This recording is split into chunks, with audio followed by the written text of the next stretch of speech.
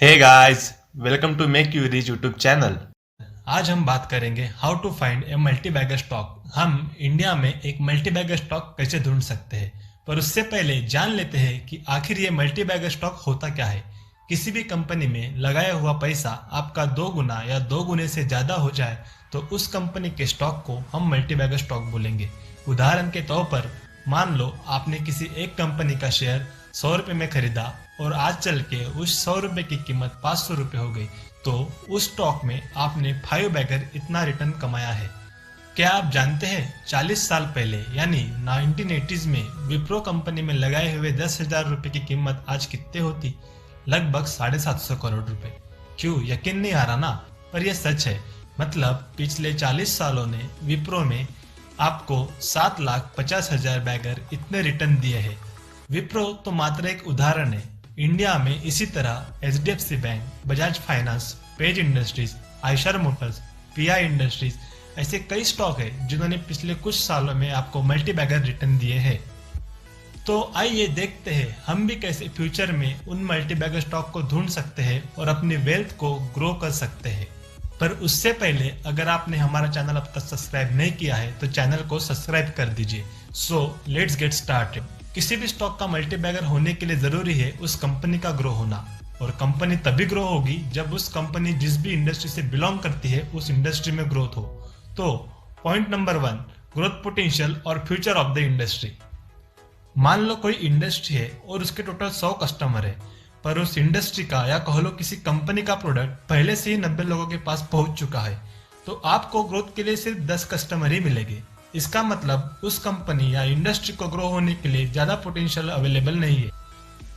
India में अगर बात करें तो कोलगेट, जो कि फास्ट मूविंग कंज्यूमर गुड यानी एफएमसीजी सेक्टर की कंपनी है, उसकी पिछले 5 सालों में सालाना सेल्स ग्रोथ सिर्फ 4% रही है, क्योंकि ग्रो होने के लिए उस कंपनी के पास इनफ मार्केट साइज ही अवेलेबल नहीं है। वही अगर आप लाइफ इंश्योरेंस सेक्टर की बात करें तो इंडिया में आज 100 लोगों के पीछे मात्र 3 लोगों के पास लाइफ इंश्योरेंस है। इसका मतलब लाइफ इंश्योरेंस इंडस्ट्री में काम करने वाली कंपनीज जैसे कि एलआईसी हो गया, एचडीएफसी लाइफ, एसबीआई लाइफ, इन सभी के पास ग्रो होने के लिए एक इनफ मार्केट साइज अवेलेबल है। इसी प्रकार क्रेडिट कार्ड सेक्टर में इंडिया में आज भी 100 लोगों के पीछे मात्र 3 क्रेडिट कार्ड यूजर है। अगर सेम नंबर आप यूएस से कंपेयर करोगे तो यूएस में आज भी 100 लोगों के पीछे 320 क्रेडिट कार्ड है। इससे आप क्रेडिट कार्ड सेक्टर में इंडिया में आने वाले फ्यूचर का अंदाजा लगा सकते हैं। उसी तरह इंडिया में केमिकल सेक्टर और एसेट मैनेजमेंट सेक्टर, इनमें भी काफी ग्रोथ होना बाकी है। Point number 2, avoid large cap and focus on small and medium cap companies. इसका मतलब ये नहीं कि आप लार्ज कैप कंपनीज में इन्वेस्ट ना करें। लार्ज कैप कंपनी के पास ग्रो होने के लिए इनफ मार्केट साइज अवेलेबल नहीं रहता, क्योंकि वे कंपनियां पहले से ही उतनी ग्रो हो चुकी होती है। पर इंडिया में इसके कुछ अपवाद भी है। बजाज फाइनेंस, जो कि एक लार्ज कैप कंपनी है, वो आज भी 20 या 25% से ग्रो कर रही है। Small and medium cap company के पास लार्ज कैप कंपनीज के मुताबिक ग्रो होने के लिए एक ज्यादा मार्केट साइज अवेलेबल रहता है।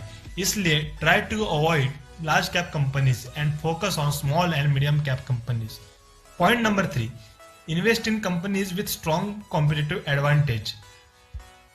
तो चलिए जानते हैं कि ये कॉम्पिटिटिव एडवांटेज, जिसे मिस्टर वॉरेन बफेट मोड भी कहते हैं, वो आखिर होता क्या है।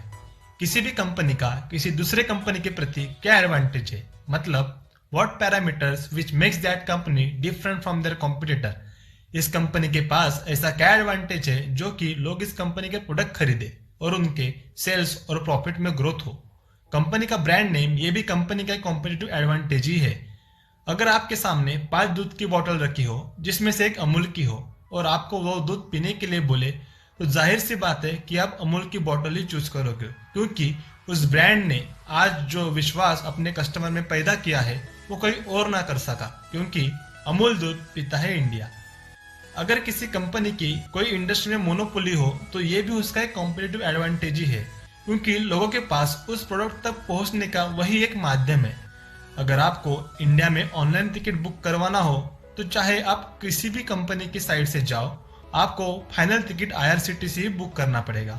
तो यह उस कंपनी का एक कॉम्पिटिटिव एडवांटेज हो गया। इसी तरह कंपनी का नेटवर्क, कंपनी के प्रोडक्ट प्राइसिंग, ये चीजें भी कॉम्पिटिटिव एडवांटेज में आती है, तो इन्वेस्ट करने से पहले जान लीजिए क्या आपकी कंपनी के पास भी कोई ऐसा कॉम्पिटिटिव एडवांटेज है जो आपकी कंपनी को और कंपनी से अलग बनाती है। Point number 4, sales and profit growth. Charlie Munger कहते हैं कि in the long run share price follows the business. इसका मतलब लॉन्ग टर्म में आपका शेयर प्राइस उसी रफ्तार से ग्रो होगा जिस रफ्तार से आपकी कंपनी की सेल्स और प्रॉफिटेबिलिटी ग्रो होंगी। सेल्स और प्रॉफिट ये एक ही गाड़ी के दो पहिए हैं। कई कंपनीज अपनी सेल्स तो बढ़ा लेती है पर एक्स्ट्रा एक्सपेंसेस की वजह से अपने सेल्स को प्रॉफिट में नहीं बदल पाती और उसका रिफ्लेक्शन उसकी शेयर प्राइस पर दिखता है।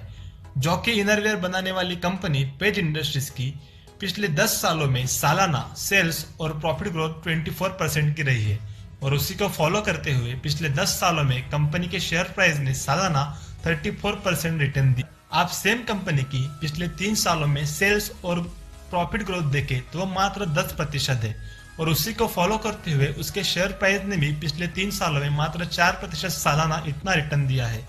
आपको भी उसी कंपनी में इन्वेस्ट करना चाहिए जिस कंपनी की सेल्स और प्रॉफिट कंसिस्टेंटली अच्छी हो।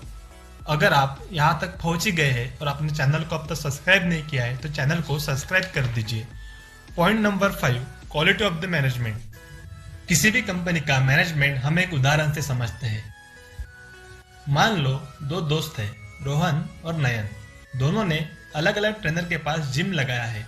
रोहन का ट्रेनर के पास महंगे महंगे इंस्ट्रूमेंट तो है पर उसका ट्रेनर ही खराब है, पर नयन के ट्रेनर के पास इंस्ट्रूमेंट तो नहीं पर उसका ट्रेनर अच्छा है। तो रोहन चाहे कितना भी ट्राई कर ले, लॉन्ग रन में नयन से ज्यादा फिट नहीं हो पाएगा। किसी भी कंपनी का मैनेजमेंट ये भी उसी जिम ट्रेनर की तरह एक्ट करता है। अगर कंपनी छोटी भी हो और मैनेजमेंट में उतनी पोटेंशियल हो तो वो अपनी कंपनी को बड़ी बना सकता है। मिस्टर आदित्य पुरी ने HDFC बैंक को मुंबई की एक छोटी सी शाखा से चालू करके आज इंडिया का नंबर 1 प्राइवेट बैंक बनाया है। इसी तरह इंडिया में बजाज फैमिली, मिस्टर रतन टाटा, मुकेश अंबानी ऐसे कई लोग हैं जो मैनेजमेंट की क्वालिटी को बताते हैं। आप सोच रहे होंगे कि हम घर बैठे कैसे पता करें कि कोई मैनेजमेंट बुरा है या अच्छा है। रामदेव अग्रवाल जो कि इंडिया के एक जाने माने इन्वेस्टर है, वे कहते हैं कि investor should check customer review और डीलरशिप रिव्यू टू जज द मैनेजमेंट। यानी उस कंपनी के जो भी डीलर है वो मैनेजमेंट के बारे में क्या सोचते हैं, इससे आप उस कंपनी को जज कर सकते हैं। उसी प्रकार कंपनी के मैनेजमेंट ने पास्ट में जो भी कमिटमेंट किए हैं उसे आज अचीव किया है या नहीं, ये भी मैनेजमेंट की क्वालिटी को बताता है। उसके लिए कंपनी के मैनेजमेंट के आप इंटरव्यूज भी पढ़ सकते हैं। Point number 6, ignore short term fluctuation and focus on long term. Warren Buffett कहते हैं कि stock market is a device for transferring money from impatient to patient. कई बार बहुत सी बातें मार्केट पर बहुत ज्यादा इम्पैक्ट कर जाती है। अभी रिसेंटली नोवेल कोरोना वायरस से ऑलमोस्ट सभी कंपनी के शेयर प्राइस 30 से 40% तक गिर गए थे। बजाज फाइनेंस जैसी दिग्गज कंपनी के शेयर प्राइस 60% तक घट गए थे और ऐसा पहली बार नहीं हुआ है। 2008 में जब फाइनेंशियल क्राइसिस हुआ था तब भी सभी कंपनी की ऐसी हालत हुई थी। आपने मार्च एंड या अप्रैल में किसी भी एवरेज कंपनी में इन्वेस्ट किया होता तो आज आप 40 से 50% रिटर्न कमा चुके होते। किसी भी नए गवर्नमेंट का आना, नया बजट पेश होना, बारिश कम ज्यादा होना या कहीं बाढ़ आना, ऐसी बहुत सी बातें शॉर्ट टर्म में मार्केट पर इम्पैक्ट करती है, पर आपको इसके बेसिक में जाने की जरूरत है। क्या लॉन्ग टर्म में ये सब चीजें सही में मेरे कंपनी के लिए इम्पैक्ट करेगी? अगर आपका आंसर नो हो तो आप इन्वेस्ट किए हुए अपनी कंपनी में बने रह सकते हैं। याद रखें, शॉर्ट टर्म में चाहे कितने भी उतार चढ़ाव आए, जिस भी कंपनी में आपने इन्वेस्ट किया हो, अगर वे कंपनी अपनी ग्रोथ दिन ब दिन बढ़ा रही है तो लॉन्ग टर्म में आपकी शेयर प्राइस भी उस ग्रोथ को फॉलो करेगी। तो ये थी बातें जो किसी भी स्टॉक को बनाती है एक मल्टी बैगर स्टॉक। इसी के साथ यह वीडियो यही समाप्त करते हैं।